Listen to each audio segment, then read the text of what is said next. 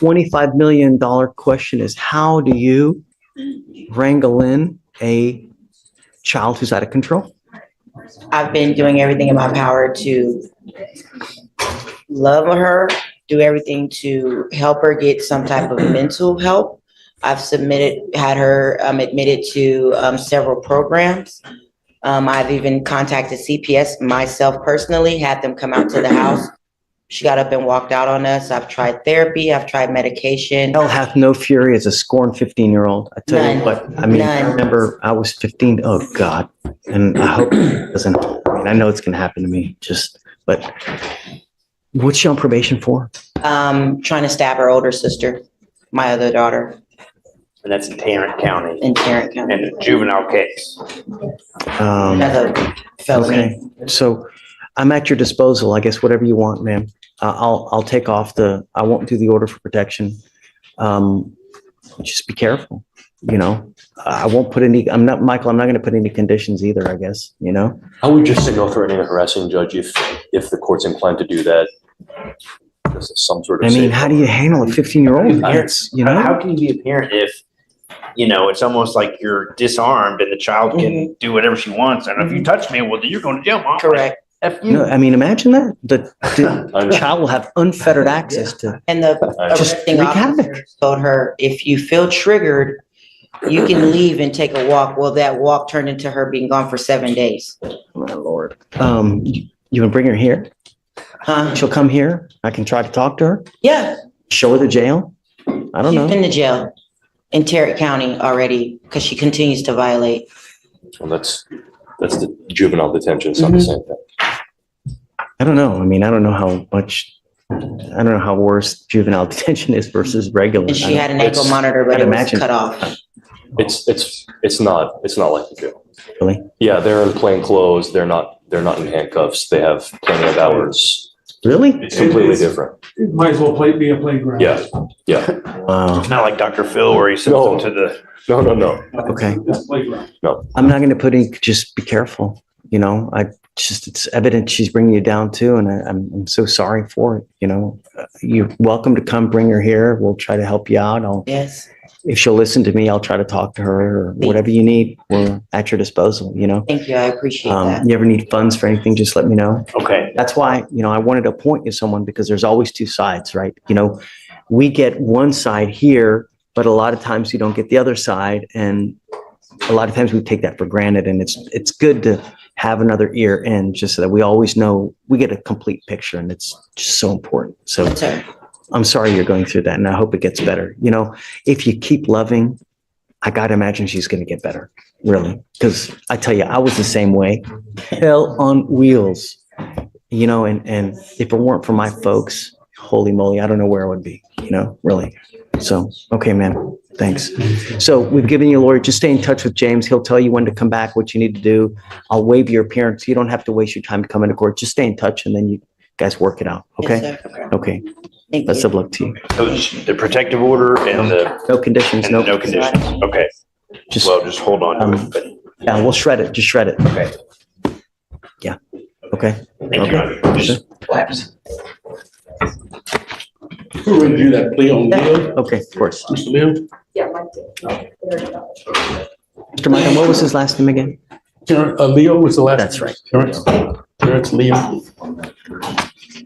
Mr. Leo, you got into this program, and may not be today, may not be tomorrow, may not be in a year, but one day you're going to kick yourself for not making this work, because now this DWI will go on your record. It will be there for the rest of your life. It's even there after you die. And this is important because if you ever get pulled over in the car, first thing an officer does is they look at your record. If they see that you have a prior DWI and they come up and they smell weed on your car, they smell alcohol, what do you think they're going to do to you? Right. What we're doing today, from now on, you are facing a minimum of 30 days in jail. No more catch and release. Do you understand? So if you want to get lit, you want to have 52 beers, 32 joints, don't get into a car, because you do, there's going to be a lot to pay. Not only that, but there is a surcharge of around $3,000 in this case that you'll be responsible for. Not to mention the court cost, which is another $500 something. Yeah. When you get a DWI, it's really expensive. You get a second DWI, it's around $7,000 in fines and fees and surcharges. And if you don't pay it, you don't get a license. And you don't get a license until you pay it. So it will be in an indefinite suspension. Do you understand? DWI in Harris County, it's big business. Not only that, it's so dangerous, it's ridiculous. So how do they get you to recognize that? By hitting you where it hurts, in the pocketbook. You give up a lot of rights by entering this agreement. You give up the right to a trial, right to compel witnesses to testify on your behalf, confront and cross-examine your accusers. If you are not a citizen or a possible immigration consequence, you can be deported, excluded from the country, denied naturalization. You give up the right to appeal. Once you plead guilty, it will go on your record. Like I said, it'll be there forever. You can never come back and complain about this. Do you understand? Yes, sir. How do you plead to the offense of driving while intoxicated? Guilty or not guilty? Guilty. I will find you guilty and I will sentence you to 3 days in jail. I'll give you credit for the 4 that you've done. I'm going to suspend your license for 180 days. Do not drive until you get a license. So what are you doing with yourself these days? Looking for a job. When was the last time you even had a full-time job? Last time it's been like 4 months since I couldn't get Ubers back and forth because it was like 40 minutes away, so I couldn't afford the Uber. So they basically let me off because I couldn't show up. So I've been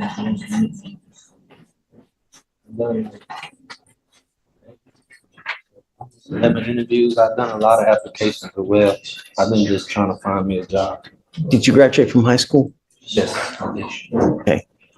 You know, the idea in life is that you are young and you bust your ass when you're young so you don't end up 70 years old without a pot to piss in.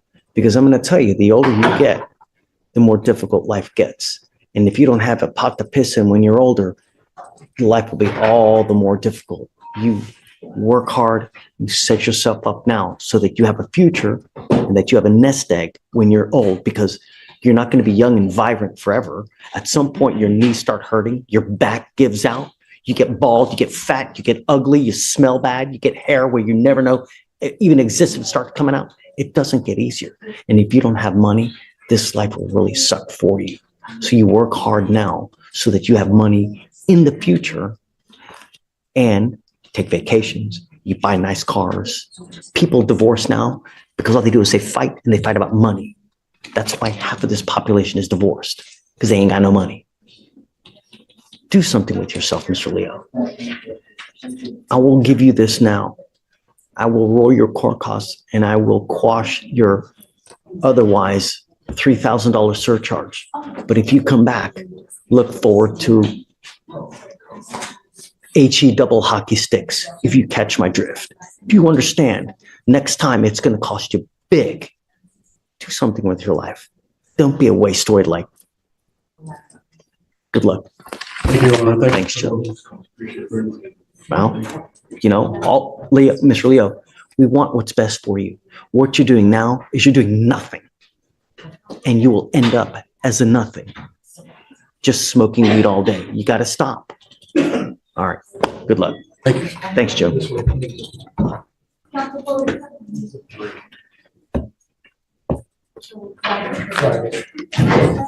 I'm making your bond conditions severe. I want you to understand, no more fake IDs, no alcohol, Situation again, promise. no illegal drugs, and I'm going to test you. I will test you 40 to 45 days from today. If you test positive for marijuana again, that tells me that you've continued to smoke. I will put you in jail.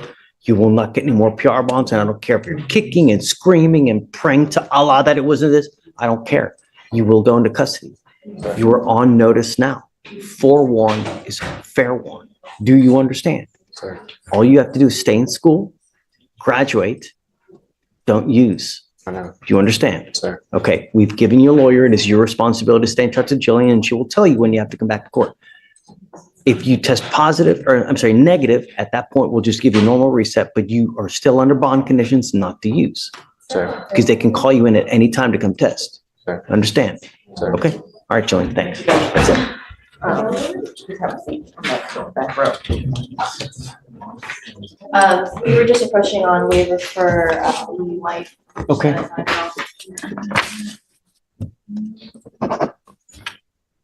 I talked to his attorney up in Wisconsin, and he said that he had initially reached out to him 4 years ago. And then he fell off the face of the earth for a period of time.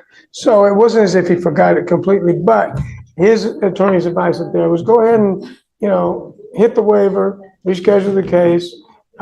If they come to get him, we'll deal with it up here. If not, that's how that is. They've indicated that they want it. Yeah, but he knows the folks in Dane County, the county that's in. And so he said he would Meaning be, he knows the officers there? yeah, I mean, he practices law there. It's a small Oh, county. no, okay. I thought you were talking about the lawyer says he knows people. I thought you meant Mr. No. White. What he's Okay. saying is that He doesn't think they'll come? he said they won't come to Illinois. Well, if they don't come, then it gets released. But Exactly. bring out Mr. White, please. Yes, Your Honor. But if that's the case, he still needs to take care of this. And that's what I want him, I'm going to impart to him now that no matter, even if you get released, And do you automatically reset this case for 15 days or how does it? Yes. Okay. So, Ms. Tang, you'll take care of that? then in the interim, if we figure out something new, Mhm. we'll let you guys know so that you guys are in the know of everything that happens. Absolutely.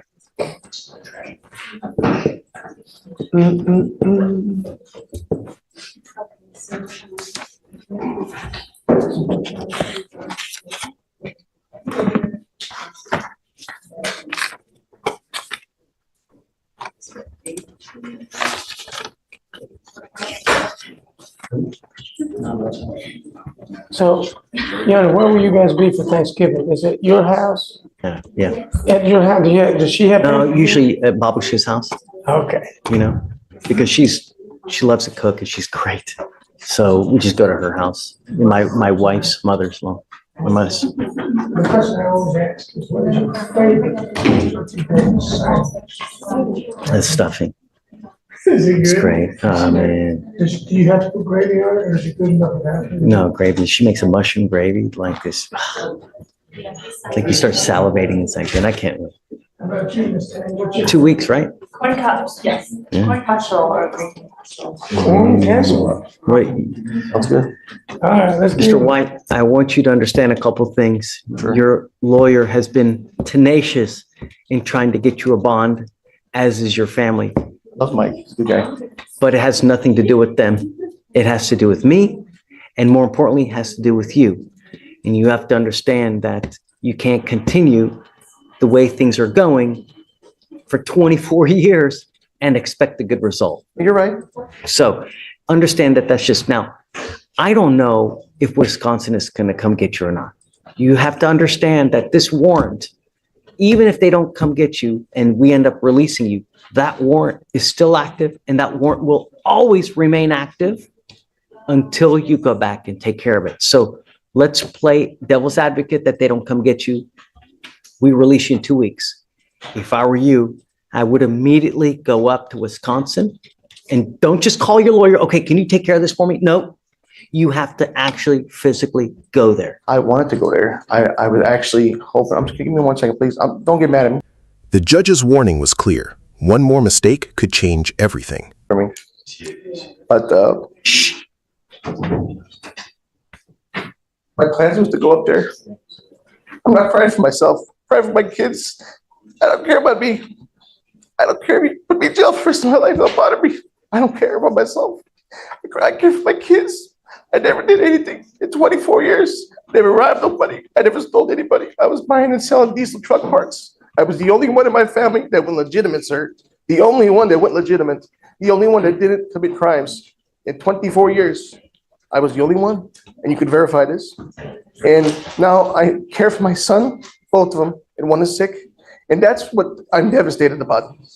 So they want to fry me and let them eat me. Whatever, they got me now. You shouldn't have that kind of mindset. The mindset that you should have is that, look, I'm a father now. I know. When you're single, you have no response. You can do whatever you want. I don't When you get married, your life is about your wife. like. When you have kids, your life's not yours. Can I tell you something else? I want you to know I want you to know the truth. I want you to know the truth. Sure. My brother did all this. And my brother, Tom, who I informed to the authorities in Wisconsin where he was. I spoke to Chris Freeman, the district attorney, that I did all this. You gotta understand, we live stream, so I wouldn't talk about the case. Don't. No, I'm sorry, no. Just don't. No, I want to tell He you. hurt himself, man. Don't. Don't. Oh, well, my brother, and it's not had to do with the case. Okay. It's not had to do with the case. My brother had an affair with my wife. I got married, has a baby. I was 16 years old. Okay? Because of this, sir, this is why this happened. All these issues. I want you to know that. You cut ties. We'll be, I did. If you have someone like that, you cut ties. But the only thing I'm trying to impart to you is that this warrant will always remain active I until you want to go. fix it. So if they end up letting you out, I would immediately, and look, Mr. White, don't get on a plane. If you try to get on an airplane, they're going to arrest you. You know, you got to find an alternate means of getting down there. All you have to do is post bond, and then that lifts that warrant. That's all you got to do. They'll put a big bond on me. yeah. Well, I don't know. I mean, is there a bond set over there? Do you guys know? Paid $102,000 cash bond. I don't see a bond at this moment, Judge. There's no bond that's set. Yeah. When you go down there, you can ask them for a bond, and then that's how it works. But I'm not the person that this charge made me to be, that I promise you. just Not. get out of here, make us proud. That's all we're asking, you know? May it please the court, on the 27th is the day he's supposed to come back. I don't want to delay his time anymore because I will be out of town. I don't think he would have a problem. We could have someone here if we needed to, but. No, we don't know. We don't need someone here for the end. You do want to waive extradition, right, though, Mr. White? I signed a paper, yes. Okay, all right, guys, we wish you the best of luck. If they take you, great. If not, go up there, okay? Yeah, I'm definitely, I was gonna do it anyway. I was trying. I tried before, but now we're going to Okay, do it Mr. now. White. All right, Mr. White, come on. Thank you. Your Honor, Thank you, it's Mr. always a pleasure. Ms. Tang, You too. take care. Thank you, Judge Fleischer. Thank you. Every courtroom tells a different story, but this case is a powerful reminder that unresolved legal problems don't simply disappear with time. Warrants can follow someone for years, affecting their freedom, their family, and every major decision they make. The judge's message wasn't just about obeying the law, it was about taking responsibility before small mistakes become life-changing consequences. Whether you sympathize with Mr. White or question his choices, one thing is clear: avoiding the problem only makes it harder to escape. What do you think? Did the judge make the right call, or should more compassion have been shown?